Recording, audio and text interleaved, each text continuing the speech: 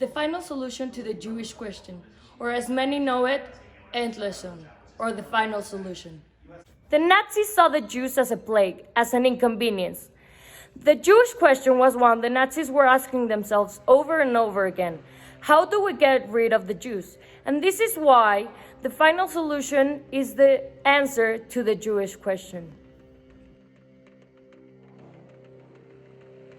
The final solution was the deliberate planned mass murder of European Jews. However, in 1933, when the Nazis came to power in Germany, Jews were not planned to be murdered or executed. However, the other plans they had for them, such as forced emigration from the German territory, were too expensive and too hard to carry through.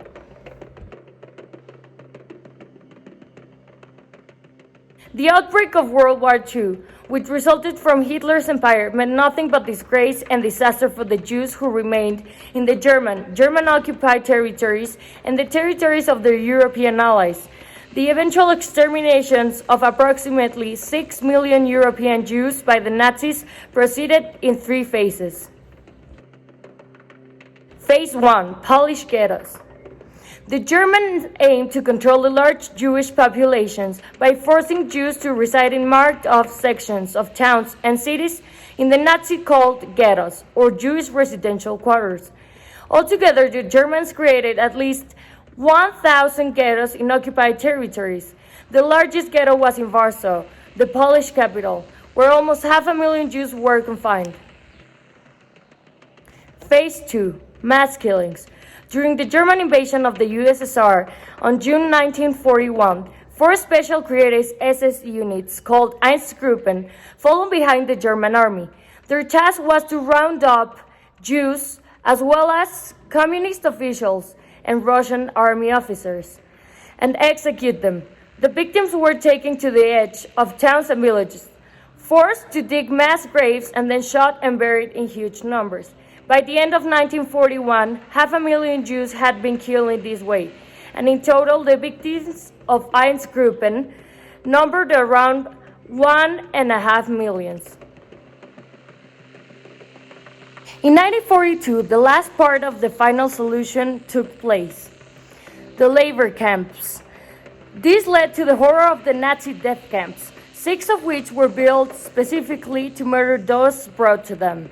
The biggest and most notorious camp was Auschwitz-Birkenau, where 2.5 million Jews were murdered. Jews arrived at the camps on train, where they were separated into 2 groups: those fit enough to work and those to be killed immediately, usually women, children, and the elderly. The latter group were ushered into what they thought were showers, where they were gassed to death using pellets of cyanide known as Zyklon B. There is no doubt that many rights were violated during this genocidal atmosphere, such as the right to life, right of freedom from slavery, the right from torture, freedom of movement, freedom of religion or belief, right to a free and fair world, amongst many others. The Nazis took everything from the Jews, starting from their homes, their dignity, and even their humanity. This is why this is one of the most atrocious milestones from the 20th century. Regarding the gender perspective, when you have a choice of working and maybe die working, but at least you have a slight chance of survival or being killed immediately, women had not such an option.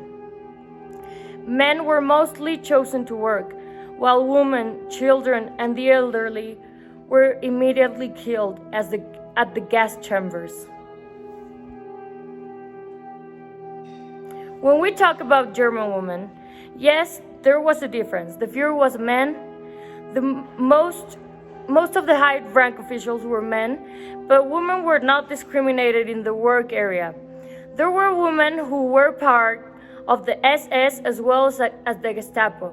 There were also women who were in charge of some of the labor camps, and they were the ones who carried out the atrocious things that happened there. We need to be aware that the end of the war does not mean that things like this do not happen every day, even today at the 21st century. People are being tortured, people are being killed, and we need to remember what happened so we are able not to repeat history, not to repeat ourselves, so we can live in a fair, equal, and human right respecting world.